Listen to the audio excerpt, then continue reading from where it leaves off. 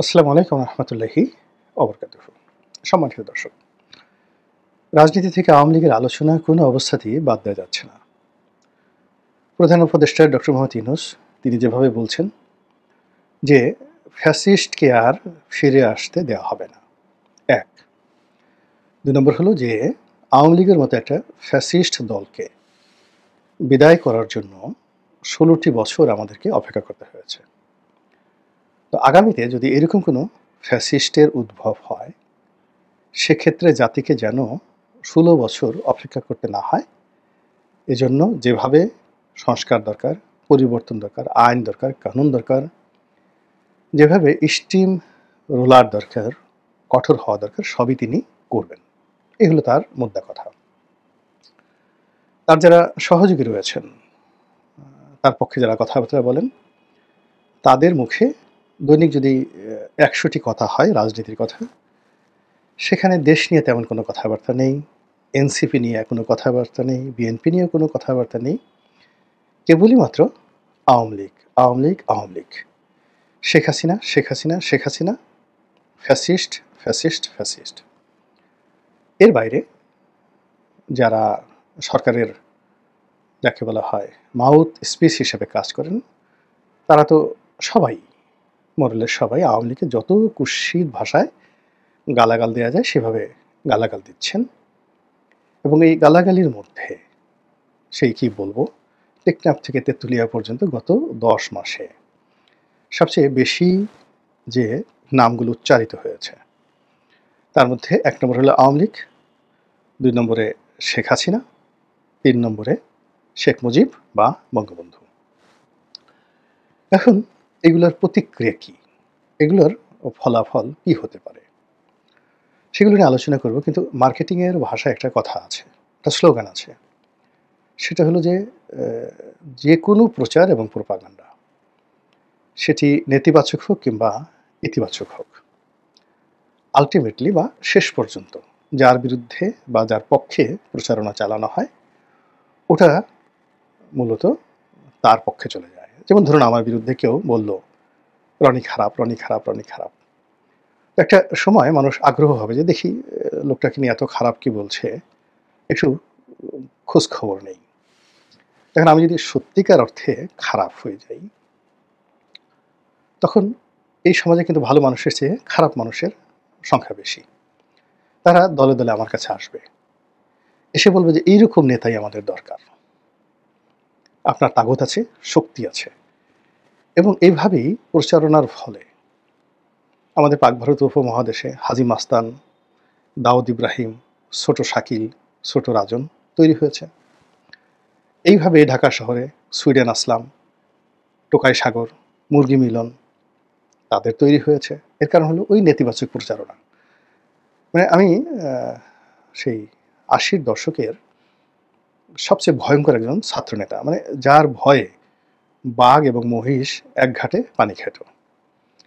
তো আমি নাম বললাম না, সেই ছাত্রনেতার যিনি বস, তিনিও ওইরকমই বাঘে মহিষে তার নামে পানি খেত, কিন্তু তিনি অনেকটা পলিটিক্যাল লিবারেল। আর যার কথা বলছি তিনি মানে চরিত্রের যত মন্দ দিক আছে, খুনি বলেন, ধর্ষক বলেন, চাঁদাবাজ বলেন, সব ওই সেই গুন্ডা ছাত্র নেতার সম্পর্কে সেই এরশাদ জামানাতে ঢাকা বিশ্ববিদ্যালয়ে খুবই নামকরা ছাত্রনেতা অভিষেক ছিল। তো আমি আমার বাসায় একদিন বেড়াতে গেছেন সেই যে মহাগুন্ডার যিনি বস বেড়াতে গেছেন। তো আমি তাকে বললাম যে ভাই, ও আসলে কেমন, ওর তো এরকম এরকম এত খুন করেছে, খারাপই করেছে।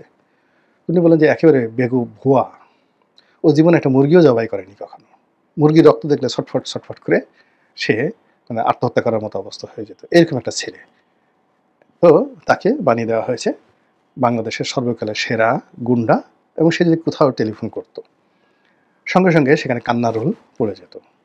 এরকম অসংখ্য ঘটনা আছে। তো আপনি যখন কারো বিরুদ্ধে প্রচারণা করবেন, তখন ওই মন্দ লোকগুলো তার আশেপাশে যাবে এবং তাকে গ্যাং লিডার বানিয়ে তারা অপকর্ম করবে। আর সে সেই মন্দ না হয়েও সেই গ্যাংদের যারা অর্জিত সেই ধনসম্পদ, সেগুলো পায়ের উপর পা তুলে সে খাবে। এই গেল মন্দ প্রচারণার। তো আমার সম্পর্কে যদি আপনি প্রচারণা করেন যে এটা গুন্ডা, বাহিনীর প্রধান, আন্ডারওয়ার্ল্ডের ডন, এটা আছে, এটা আছে। তো ওই লোকগুলো আমাকে সমীহ করবে এবং আমার কাছে আসবে। এবং আমি না চাইলেও এই আন্ডারওয়ার্ল্ডের ডন হয়ে যাব। আবার যদি আমার প্রশংসা করেন যে এই লোকটা ভালো, লেখাপড়া জানে, ইত্যাদি, ইত্যাদি, তাহলে ওই ভালো লোকগুলো আমার প্রতি আকর্ষিত হবে, তারা আসবে এবং আমি সেই ভালো লোকদের মধ্যে নেতা হয়ে যাব। তাহলে আপনি যাই করেন না কেন, আল্টিমেটলি কিন্তু পুরো জিনিসটাই আমার পক্ষে চলে আসছে। তো এইভাবে এখন আওয়ামী লীগ সম্পর্কে যে প্রচারণা চালানো হচ্ছে সরকারের পক্ষ থেকে, সরকার সমর্থকদের পক্ষ থেকে, শেখ হাসিনা সম্পর্কে যে প্রচারণা হচ্ছে, শেখ মুজিব সম্পর্কে যা চালানো হচ্ছে, আলটিমেটলি পুরোটা তাদের পক্ষে চলে যাচ্ছে। আর এই পক্ষে চলে যাওয়ার কারণে যেটা হচ্ছে আওয়ামী বিরোধী শক্তির মধ্যে একটা আতঙ্ক, ভয় তৈরি হচ্ছে। এবং ভয় খুব খারাপ জিনিস। ধরুন আপনি মাঝপথে আপনি কোথাও যাচ্ছেন গভীর রাতে, অমাবস্যা রাতে, হঠাৎ করে আপনার মনে হলো যে সামনে যে একটা তাল গাছ আছে, তাল গাছে একটা ভূত আছে, আর তাল গাছের সেই রাস্তার উল্টো দিকে একটা বট গাছ আছে, সেই বট গাছে একটা পেতনি আছে। তো আপনি খুব জ্ঞানী গুণী বৈজ্ঞানিক, কিন্তু ওই রাতে আপনার মনে হলো যে এই ভূতটি, আপনি ছোটকালে গল্প শুনেছেন, সে রাত 12টার পরে একটা পা বট গাছে রাখে আর পেতনি তার আর একটা পা এ তাল গাছে রাখে। তো হঠাৎ করে আপনি ওই গভীর রাতে একাকে যাচ্ছেন, আপনি একবার তাল গাছের দিকে তাকাবেন আর একবার সেই বট গাছের দিকে তাকাবেন। সেখানে পেতনি ভূত থাকুক বা না থাকুক, পা থাকুক বা না থাকুক, আপনি মুহূর্তের মধ্যে ফ্রিজ হয়ে যাবেন, সেন্স হারিয়ে ফেলবেন।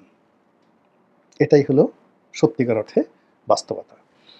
আপনারা যারা শ্রীকান্ত উপন্যাস পড়েছেন, সেই শ্রীকান্ত উপন্যাস শরৎচন্দ্র চট্টোপাধ্যায়ের, সেখানে শ্রীকান্ত যেভাবে সেই চিতার যে মানে চিতাখানা যেটাকে বলা হয়, শ্মশান ঘাট, সেখানে গিয়ে যেভাবে ভয় পেয়েছিলেন, এরকম ভয় পাওয়ার যে দৃশ্য বাংলা সাহিত্যে আর কেউ ফুটিয়ে তুলতে পারেননি। তো আওয়ামী লীগ সম্পর্কে এই যে যত প্রচারণা করা হচ্ছে, আলটিমেটলি আওয়ামী বিরোধী শক্তি যারা আছে তাদের মধ্যে ভয় তৈরি হয়ে যাচ্ছে। এখন যারা বলছেন, যারা প্রচার করছেন, তারা বুঝে হোক না বুঝে হোক, ইচ্ছায় হোক অনিচ্ছায় হোক, তারা কিন্তু নিজেরা ভয় পাওয়া শুরু করেছেন এবং তাদের এই ভয়টি অনেকের মধ্যে তারা এগুলো সঞ্চারিত করছেন। ফলে ধরেন লন্ডনে এক লোক আছেন, তিনি শেখ হাসিনাকে খুব গালাগালি করেন, বা আমেরিকাতে একজন গালাগালি করেন। তো তিনি গালাগালি করেন, কিন্তু তার কাছে মনে হয় আরে আমার তো আত্মীয় স্বজন ঢাকা শহরে আছে, আমার আপনজন আছে, প্রিয়জন আছে, আওয়ামী সন্ত্রাসীরা যদি একদিন সেই এদের উপর আক্রমণ চালায় তাহলে কি হবে? এই কথা বলতে বলতে কেউ যদি গাড়ি চালায়, মুহূর্তের মধ্যে দেখা গেল গাড়িতে অ্যাক্সিডেন্ট করলো।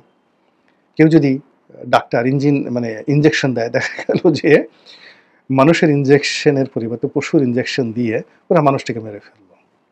এই হলো ভয়। তো এই গেল একটা সাইড, আওয়ামী লীগ সম্পর্কে আতঙ্কের একটা সাইড।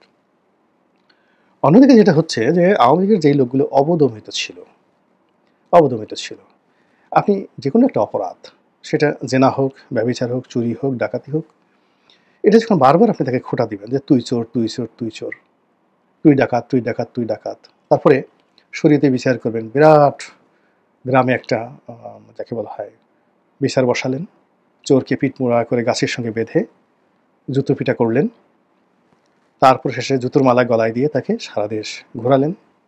বিশ্বাস করেন এ কাজে কোনো দিন চুরি বন্ধ হয়নি, ডাকাতি বন্ধ হয়নি। অনেক ডাকাতের চোখ তুলে দেওয়া হয়েছে, কিন্তু সে অন্ধ অবস্থায় ডাকাত দলের নেতা হয়ে গেছে। এরকম ঘটনা হাজার হাজার আছে। তো এইরকম ঘটনায় যেটা হয় সেটা হলো ওই যে যারা অন্যায় করে, অপরাধ করে, ওদের সাহস বেড়ে যায়, শক্তি বেড়ে যায়, এবং একটা মানুষের সবচেয়ে বড় যে সম্পদ সেটা হলো তার লজ্জা, শরম, হায়া। তো মানুষ যখন এরকমভাবে প্রকাশ্যে লাঞ্ছিত, অপমানিত হতে থাকে, তখন তার এই লজ্জা, শরম, হায়াটা চলে যায়, সে বেহায়া হয়ে পড়ে। এবং বেহায়াদের মতো এরকম ভয়ঙ্কর প্রাণী এই মহাবিশ্বে আর নেই।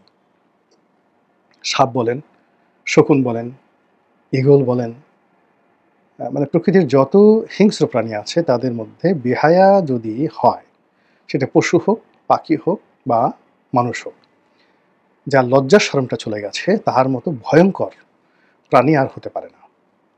এখন আওয়ামী লীগের যে সমস্ত লোকজন পালিয়ে গেছে, পালিয়ে আছেন, অন্যায় করেছেন, তারা এই গত ১০ মাস ধরে অনেকে অনুতপ্ত ছিলেন। অনেকে চিন্তা করছেন তওবা করব। অনেকে বলছেন যে, "না, আমি আর যা কিছু হচ্ছে এটা আমারই প্রাপ্য।" কিন্তু যখন এই বিষয়গুলো নিয়ে বারবার আওয়ামী লীগ বলতে, বলতে এমন অবস্থা হয়ে গেছে, এখন দেখা যাচ্ছে যে আওয়ামী লীগের বিরোধী যে মুখগুলো, সেটা সোশ্যাল মিডিয়াতে, বিশেষ করে Facebook, YouTube, এখানে আওয়ামী বিরোধী গ্রহণযোগ্য মানে জনপ্রিয়তা আছে এরকম মুখের সংখ্যা হাইয়েস্ট ৫ থেকে ৬ টি, নট মোর দ্যান দ্যাট। কিন্তু এই ৫ থেকে ৬ টি মুখকে মোকাবেলা করার জন্য ৫-৬০০ মানে 100 টাইমস ৫ থেকে ৬০০ আওয়ামী মুখ নতুন করে চলে আসছে, যাদের অনেকের বিরুদ্ধে পালানোর অভিযোগ, অনেকের বিরুদ্ধে দুর্নীতির অভিযোগ, সব কিছু বাদ দিয়ে এখন তারা আওয়ামী ন্যারেটিভ তৈরি করছে। আওয়ামী লীগের পক্ষে কথা বলছে, ডক্টর মোহাম্মদ ইউনূসের বিপক্ষে কথা বলছে, আওয়ামী যারা বিরোধী লোক তাদেরকে হুমকি দিচ্ছে, ধামকি দিচ্ছে, এবং যে সমস্ত লোকদের প্রচার প্রোপাগান্ডার কারণে আওয়ামী লীগের পতন হয়েছে, উল্টোভাবে এখন তাদেরকে তারা হুমকি ধামকি দিয়ে তাদের জীবনকে তছনছ করে দিচ্ছে। এবং এখন এই যে যদি আপনি ৩ মাসের সোশ্যাল মিডিয়ার ট্রেন্ডিং দেখেন, এবং সেখানে Facebook, LinkedIn এবং Twitter, তার সঙ্গে YouTube, এখানে গিয়ে দেখেন যে আওয়ামী লীগের যারা পক্ষে কথা বলেছেন এবং ইউনূসের বিপক্ষে যারা বলেছেন তাদের সম্মিলিত ভিউ কত, আর যারা আওয়ামী লীগের বিপক্ষে বলেছেন এবং ইউনূসের পক্ষে বলেছেন তাদের ভিউ কত, দেখবেন যে 1:1000, যেটা এই 2025 সনের ফেব্রুয়ারি মাসে কল্পনাই করা যেত না। অর্থাৎ ফেব্রুয়ারি মাসে এটি উল্টো ছিল জাস্ট, অর্থাৎ যত কথাবার্তা হতো আওয়ামী লীগের পক্ষে তারা যদি 1000 হতো, আর আওয়ামী লীগের পক্ষে যে কথাবার্তা সেটা 1ও হতো না। এখন এটা আপনি গিয়ে দেখেন, ট্রেন্ডিংটা দেখেন, যারা Facebook নিয়ে গবেষণা করেন, YouTube নিয়ে গবেষণা করেন, এবং এটা এমন ভয়ঙ্কর অবস্থায় পৌঁছে গেছে, স্বয়ং প্রধান উপদেষ্টা, তিনি জাতিসংঘ অথবা কোনো আন্তর্জাতিক সংস্থার কোনো ভদ্রমহিলা, খুবই উচ্চপদস্থ ভদ্রমহিলা, তার সঙ্গে দেখা করেছেন তার কার্যালয়ে, এবং তিনি সেখানে এই যে অপতথ্য, অপপ্রচারণা, এটা বন্ধ করার জন্য তিনি সেই জাতিসংঘ বা ওই ওনার যে ভদ্রমহিলা যে প্রতিষ্ঠান তার সহযোগিতা কামনা করেছেন। তো বুঝেন যে তার অবস্থা এখন কোন পর্যায়ে পৌঁছে গেছে। একইভাবে ডক্টর মোহাম্মদ ইউনূস, যেটা সবসময় তিনি একটা ওপেন মিডিয়াতে বিশ্বাসী, এবং তিনি আজকের যে অবস্থায় এসেছেন এটা মূলত মিডিয়ার কল্যাণে। তো তিনি ফেসবুকের যারা মালিক পক্ষ, মেটা, ফেসবুকের মূল কোম্পানি মেটা, তো মেটার কিছু কর্তা ব্যক্তি, হর্তাকর্তা, তারা ডক্টর মোহাম্মদ ইউনূসের সঙ্গে দেখা করেছেন। তো তিনি সেখানেও আবেদন করেছেন, যে আবেদন শেখ হাসিনাও করেননি। শেখ হাসিনার মন্ত্রী পলক বা অন্যান্য যারা আছে তারা মেটাকে ঘুষ দেওয়ার চেষ্টা করেছে, বিজ্ঞাপন দেওয়ার চেষ্টা করেছে, মেটাকে ম্যানেজ করার চেষ্টা করেছে, কিন্তু মেটার কাছে কখনো অসহায়ত্ব প্রকাশ করেনি।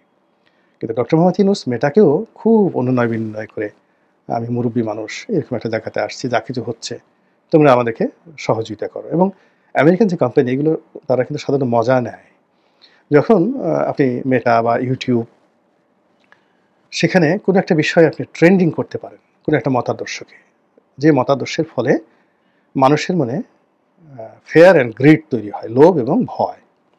সেই লোভ এবং ভয় থেকেই কিন্তু ওদের যত ব্যবসা, মানে এটা কিন্তু ইন্টারন্যাশনাল, মানে যাকে বলা হয় স্ট্র্যাটেজি, মানে যারা এই সোশ্যাল মাধ্যম চালান, সামাজিক মাধ্যম চালান, ওই মালিক পক্ষের প্রথম কাজ হলো যারা ভয় তৈরি করতে পারে, আতঙ্ক তৈরি করতে পারে, এবং যারা মানুষকে লোভ দেখাতে পারে, তাদেরকে তাদের যে এআই সিস্টেম প্রমোট করে। এবং ওই যে ভয় থেকে তাদের মার্কেটিং শুরু হয়, লালসা থেকে তাদের মার্কেটিং শুরু হয়, এবং যে সমস্ত মানুষ ভীত সন্ত্রস্ত, গিয়ে দেখবেন ওই তাদের সামনে যে সকল প্রোডাক্টের বিজ্ঞাপন আসে, ওই ভয় দূর করার প্রোডাক্ট। যে সমস্ত মানুষ লোভী, তাদের সামনে গিয়ে দেখবেন যে বিভিন্ন সেই লোভ সংক্রান্ত, সেটা নুড ফিল্ম হোক কিংবা জুয়া হোক, এই ধরনের বিজ্ঞাপন তাদের সামনে আসতে থাকে। এবং এটাই সামাজিক মাধ্যমের সবচেয়ে হাই ভ্যালু বিজ্ঞাপন পলিসি। যখন তারা কোনো দুর্বল একটা শ্রেণীকে পেয়ে যায়, তখন সেখানে তারা এই ধরনের যে বিজ্ঞাপনগুলো তারা কালেকশন করে যেগুলো রেট অনেক, অনেক বেশি। তো এখন মেয়েটা বুঝে গেছে বাংলাদেশে যে এখন কারা শেখ হাসিনাকে ভয় পাচ্ছে, কারা আওয়ামী লীগকে ভয় পাচ্ছে। তো এই কারণে তারা এটাকে আরো ব্যবসায়িকভাবে প্রমোট করা শুরু করে দিয়েছে। যারা সামাজিক মাধ্যম নিয়ে গবেষণা করেন, যারা সামাজিক মাধ্যম নিয়ে ব্যবসা-বাণিজ্য করেন, তারা অবশ্যই এই বিষয়টা আমার চেয়ে ভালো জানেন। মহান আল্লাহ আমাদের সবাইকে হেদায়েত দান করুন এবং হেফাজত করুন। আসসালামু আলাইকুম ওয়া রাহমাতুল্লাহি ওয়া বারাকাতুহু।